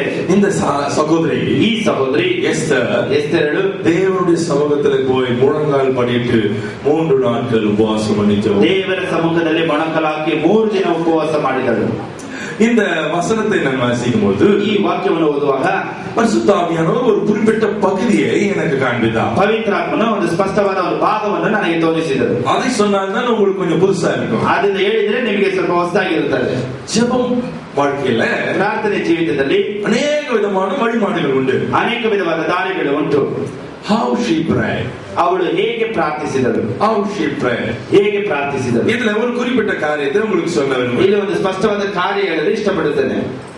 5ம் அதிகாரம் 5ನೇ ಅಧ್ಯಾಯ 2ம் வசனம் 3ம் வசனத்தை நம்ம வாசிச்சோம். 2-3 ನಾವು ಓದಿದೆವು. ராஜாத்தி ராஜ சமூகத்திலே போய் ராஜாவை பார்த்து அவள் நிற்கும்போது ராஜாவின் கண்களிலே அவளுக்கு தயவு கிடைத்தது. ರಾಣಿಯು ಅರಸನ ಮುಂದೆ ಹೋಗಿ ನಿಲ್ಲುವಾಗ ಅರಸನ ಕಣ್ಣಿನಲ್ಲಿ ಅವಳಿಗೆ ದಯವು ಸಿಕ್ಕಿತು. அப்பொழுது ராஜா அவளை பார்த்தவனுக்கு நான் என்ன செய்ய வேண்டும் என்று கேட்டான். ಆಗ ಅರಸನು ಕೇಳಿದನು, ಈಗ ನಾನು ನಿನಗೆ ಏನು ಮಾಡಬೇಕೆಂದು ಕೇಳಿದನು. இப்போ அவங்க என்ன சொல்லிருக்கணும்? ಈಗ ಏನ್ ಹೇಳಿರ್ಬೇಕು? உடனே யூதர்கள் எல்லாம் இப்படி ஆமான் கொண்டு போடுறான், ಈಗ ಹಾಮಾನನು ಈಗ ಯಹೂದ್ಯರನ್ನೆಲ್ಲ ಸಾಯಿಸುತ್ತಿದ್ದಾನೆ, ಅದ நீங்க உடனே நிறுத்துங்க, ಅದನ್ನು ಬಂದು ನೀವು ತಕ್ಷಣ ನಿಲ್ಲಿಸಬೇಕು, இல்ல ஆமான தூக்கி கொண்டு போடுங்க, ಇಲ್ಲಾಂದ್ರೆ ಹಾಮಾನನನ್ನು ನೀವು ಸಾಯಿಸಬೇಕು. இப்படி என்று அவள் சொல்லி இருக்க வேண்டியதுதான் உண்மையான ஒரு வேண்டுகோளாக இருக்கும். ಹೀಗೆ ಅವಳು ಹೇಳಿರಬೇಕು, ಇದೇ ನಿಜವಾದ ಒಂದು ಸಂಗತಿ. But Esther was totally different. ಆದರೆ ಎಸ್ತರಳು ಬಹಳ ವ್ಯತ್ಯಾಸವಾಗಿದ್ದಳು. இந்த எஸ்தர் என்ன சொல்றாங்க பாருங்க. ಈ ಎಸ್ತರ್ ಏನ್ ಹೇಳ್ತಾರೆ ನೋಡಿ. 4 வசனம் சொல்லுது, அப்போது எஸ்தர் ராஜாவுக்கு சித்தமானால் நான் தமக்கு செய்வித்த விருந்துக்கு ராஜாவும் ஆமானும் இன்றைக்கு வர வேண்டும் என்றான். ಅದಕ್ಕೆ ಎಸ್ತರಳು ಅರಸರ ಚಿತ್ತಕ್ಕೆ ಬಂದರೆ ನಾನು ಇವತ್ತು ತಮಗೋಸ್ಕರ ಸಿದ್ಧ ಮಾಡಿಸಿರುವ ಔತಣಕ್ಕೆ ಆಮಾನನೊಡನೆ ಬರಣವಾಗಲಿ ಎಂದು ಅರಿಕೆ ಮಾಡಿದರು. கர்த்தருக்கு மகிமை சொல்லுங்க, ದೇವರಿಗೆ ಮಹಿಮೆ ಇದೆ. ஹalleluya ஹalleluya. ராஜாவும் ಅರಸನು ஆமானும் வரணும், ಆಮಾನನು ಸಹ ಬರಬೇಕು. she is inviting the king, ಅವಳು ಅರಸನನ್ನು ಆಹ್ವಾನಿಸುತ್ತಿದ್ದಾಳೆ for a feast. ಅಲ್ಲಿ ಬಂದು ಔತಣಕ್ಕೆ ಕರೆಯುತ್ತಿದ್ದಾಳೆ, for a feast. ಔತಣಕ್ಕೆ. இது ஒரு புரியாத ஒரு புதிராய் இருக்கிறது. ಇದು ಗೊತ್ತಿಲ್ಲದ ಒಂದು ರಹಸ್ಯವಾಗಿದೆ. உனக்கு என்ன வேணும்னு கேட்டா எனக்கு இது வேணும்னு சொல்லிட்டு போறதுக்கு பதிலா ಇದು ನಿನಗೆ ಏನು ಬೇಕು ಅಂತ ಕೇಳಿದ್ರೆ ನನಗೆ ಇದು ಬೇಕು ಅಂತ ಹೇಳ್ಬಿಟ್ಟು ಹೋಗು. ನಾನು ஒரு பெரிய விருந்து பண்ணி இருக்கிறேன், ನಾನು ದೊಡ್ಡ ಔತಣ ಮಾಡಿದ್ದೇನೆ, நீங்க வாங்க, ನೀ ಬರ್ಬೇಕು, நீங்க வாங்க, ನೀ ಬರ್ಬೇಕು, நீங்க வாங்க, ನೀ ಬರ್ಬೇಕು. வித்தியாசமா இருக்கிறதுல எஸ்தருக்கும் வஸ்திக்கும் ಇಲ್ಲಿ ವಸ್ತಿಗೂ ಎಸ್ತರಿಗೂ ಒಂದು ವ್ಯತ್ಯಾಸ ಉಂಟು. ராஜா விருந்து பண்ணி வஸ்தியை கூப்பிட்டு அவன் வரமாட்டேன்டா, ಅರಸನು ಔತಣ ಮಾಡಿ ಅಲ್ಲಿ ವಸ್ತಿಯನ್ನು ಕರೆದ್ರೆ ಅವರು ಬರಲಿಲ್ಲ. ஆனா இங்க ராணி விருந்து பண்ணி ராஜாவை கூப்பிடுறாங்க. ಇಲ್ಲಿ ರಾಣಿ ಔತಣವನ್ನು ಏರ್ಪಡಿಸಿ ಅರಸನನ್ನು ಕರೆಯುತ್ತಿದ್ದಾರೆ. ராஜா சொல்றாரு, ಅರಸನು ಹೇಳುತ್ತಾನೆ, நான் கட்டாயம் வருகிறேன், ನಾನು ಖಂಡಿತ ಬರುತ್ತೇನೆ. இதோடு முடியல, ಇದರೊಂದಿಗೆ ಮುಕ್ತಾಯವಾಗಿದೆ. இந்த விருந்துக்கு ಈ ಔತಣಕ್ಕೆ நல்ல விருந்து சாப்பிட்டு திராட்சரசம் குடிச்சு நல்லா கழிச்சு இருக்கும் போது ಚೆನ್ನಾಗಿ ತಿಂದು ದ್ರಾಕ್ಷರಸನ್ನು ಕುಡಿದು ಸಂತೋಷವಾಗಿರ್ಬೇಕಾದ್ರೆ எஸ்தர் ராஜாத்தியே உங்களுக்கு என்ன வேணுமா, நான் என்னுடைய ஆஸ்தியில பாதி கேட்டாலும் என்னுடைய ராஜ்யத்துல பாதி கேட்டாலும் தரேன்னு சொல்றேன். திரும்பவும் அவள் சொல்கிறாள், ಎಸ್ತರ್ ರಾಣಿಯನ್ನು ನೋಡಿ ಅರಸನು ಹೀಗೆ ಹೇಳ್ತಾನೆ, ನಿನಗೆ ನನ್ನ ರಾಜ್ಯದಲ್ಲಿ ಅರ್ಧವನ್ನು ಕೇಳಿಕೊಂಡರು ನಾನು ಕೊಡುತ್ತೇನೆ ಹೇಳಿದ್ರು ಸಹ ಈ ರಾಣಿ ಹೀಗೆ ಹೇಳುತ್ತಾಳೆ, நாளைக்கு நான் பண்ணுகிற விருந்துக்கும் ನಾಳೆ ನಾನು ಮಾಡುವಂತ ಔತಣಕ್ಕೂ நீங்க வரணும், ನೀ ಬರ್ಬೇಕು. ಮೊರದಾಕಿ ಕಾಯ್க்கு மாத்திரம் இந்த செய்தி கேட்டிருந்தா ಮೊರ್ದೆಕಾಯಿಗೆ ಈ ಒಂದು ಸಂದೇಶ ಕೇಳಿರುವುದಾದ್ರೆ தலையில இருக்கிற முடியெல்லாம் பிச்சுட்டு இருப்பாரு, ಅವನ ತಲೆಯಲ್ಲಿರುವಂತ ಕೂದಲನ್ನು ಹಾಗೆ ನಾನು எங்க ஆளு உபவாசம் பண்ணி செத்துட்டு கிடக்கிறோம், ನಾನು ನಮ್ಮ ಜನ ಎಲ್ಲ ಉಪವಾಸ ಮಾಡಿ ಸಾಯ್ತಿದ್ದೇವೆ, இத்தனை யூதர்களுடைய உயிர் இங்க ஊசலாடிக்கிட்டு இருக்குது, ಇಷ್ಟು ಜನ ಯಹೂದ್ಯರ ಜೀವವೆಲ್ಲ ಇಲ್ಲಿ ಅಲ್ಲಾಡುತ್ತಾ ಇದೆ, இந்த பைத்தியக்கார பொண்ணு என்னையா பண்ணிட்டு இருக்கா, ಈ ಹುಚ್ಚು ಹುಡುಗಿ ಇಲ್ಲಿ ಏನು ಮಾಡುತ್ತಿದ್ದಾಳೆ, ராஜாவுக்கு விருந்து பண்ணிட்டு இருக்காங்க, ಅರಸನಿಗೆ ಇಲ್ಲಿ ಔತಣ ಮಾಡುತ್ತಿದ್ದಾಳಲ್ಲ, இப்படிதான் நினைப்போம், ಹಾಗೆ ನೆನೆಸಿದ್ದೇವಲ್ಲ. ಯಾಕೆ ಅವಳು ಬಂದಳು, ಯಾಕೆ ಅವಳು ಅವನನ್ನು ಏನು ಪ್ರಾರ್ಥನೆ ಜೀವಿತ. நிறைய பேர் ஜெப வேலைன்னா ಪ್ರಾರ್ಥನೆಯ ಸಮಯ ಅಂದ್ರೆ ಅನೇಕರು எனக்கு இதை தாரும், ನನಗೆ ಇದು ಕೊಡು, எனக்கு இதை தாரும், ನನಗೆ ಇದು ಕೊಡು, எனக்கு இதை தாரும், ನನಗೆ ಇದು ಕೊಡು, எனக்கு இதை தாரும், ನನಗೆ ಇದು ಕೊಡು, எனக்கு இதை தாரும், ನನಗೆ ಇದು ಕೊಡು, இதெல்லாம் நினைச்சிட்டு இருக்கோம், ಇದನ್ನೇ ನೆನೆಸುತ್ತಾರೆ. ஆனா ಆದರೆ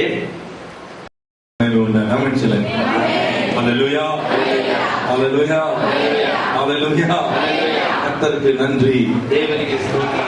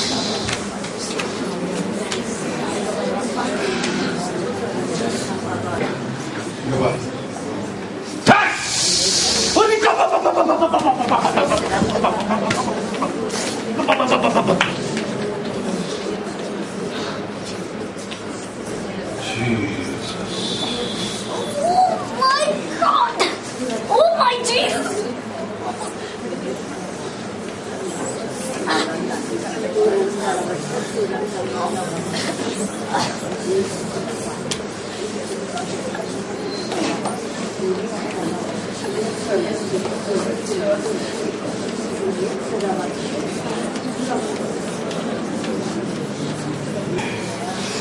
மாம்சத்தின் கிரியைகளை சொல்லி எல்லா மாம்சத்தின் கிரியைகள் எறியட்டும். மாம்சத்தின் கிரியைகள் எறியட்டும். எல்லா கட்டுகளும் எரிந்து போவதாக, எல்லாம் எரிந்து சாம்பலாவதாக.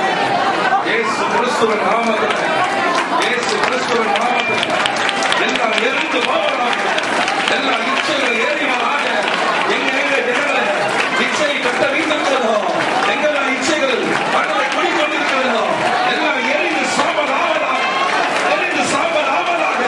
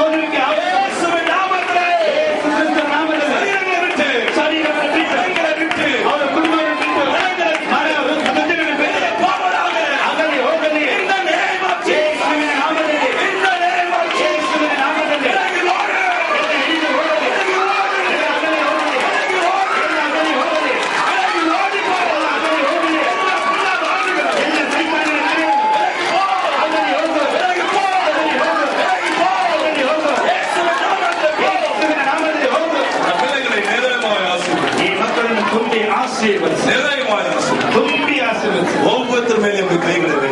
ಒಬ್ಬೊಬ್ಬರ ಮೇಲೆ ನಿನ್ನ ಹಸ್ತವನ್ನು. ஒவ்வொரு போதகரும் மீது கரங்களை வை. ಬಂದ ಎಲ್ಲ ಬೋಧಕರ ಮೇಲೆ ನಿನ್ನ ಹಸ್ತವನ್ನು. பாடின பிள்ளைகள் மேல் கரங்களை வை. ಎಲ್ಲ ಯವನಸ್ಥರ ಮೇಲೆ ನಿನ್ನ ಹಸ್ತವನ್ನು. வாசித்த பிள்ளைகள் மேல் கரங்களை வை. ಯೇಸುವನ್ನು ಬಾಧಿಸಿದವರ ಮೇಲೆ ಕರங்களை வை. மொழிபெயர்த்த பிள்ளைகள் மேல் கரங்களை வை. ಫ್ರಾಂಚೈಸ್ ಮಾಡಿದ ಮೇಲೆ வாலண்டியர்ஸ் மேல் கரங்களை வை. ವಾಲಂಟಿಯರ್ಸ್ ಮೇಲೆ ಹಸ್ತವನ್ನು. ஒவ்வொரு பார்ட்னர்ஸ் மேல் கரங்களை வை. ಒಬ್ಬೊಬ್ಬ ಪಾರ್ಟ್ನರ್ಸ್ ಮೇಲೆ ನಿನ್ನ ಹಸ್ತವನ್ನು. ஒவ்வொரு பங்காளர்களையும் நிறைவாய் ஆசீர்வதிக்கிறோம். ಒಬ್ಬೊಬ್ಬ ಭಾಗವಾಗಿರುವ காணிக்கை கொடுத்த பிள்ளைகளை ஆசீர்வதிக்கிறோம். ಕಾಣಿಕೆ ಕೊಟ್ಟವರನ್ನು ಆಶೀರ್ವದಿಸು. ஒருத்தருக்கு கூட வெறுமையாய் போகவே கூடாது. ಒಬ್ಬರು ವ್ಯರ್ಥವಾಗಿ ಹೋಗಬಾರದು. அவர்கள் கொடுத்ததுக்கு ஈடாக 100 மடங்கு திரும்பி ಅವರು ಕೊಟ್ಟಿದ್ದಕ್ಕೆ ಈಡಾಗಿ 100ರಷ್ಟು ಹಿಂದಿರುಗಿಸು. இன்றைக்கே தாரும். ಇವತ್ತೇ ತಾರಿಸು. நீ ஜெபத்தை கேட்கறதுக்காய் ஸ்தோத்திரம். ನಮ್ಮ ಪ್ರಾರ್ಥನೆ ಕೇಳಿದಕ್ಕಾಗಿ ನಿನಗೆ ಸ್ತೋತ್ರ.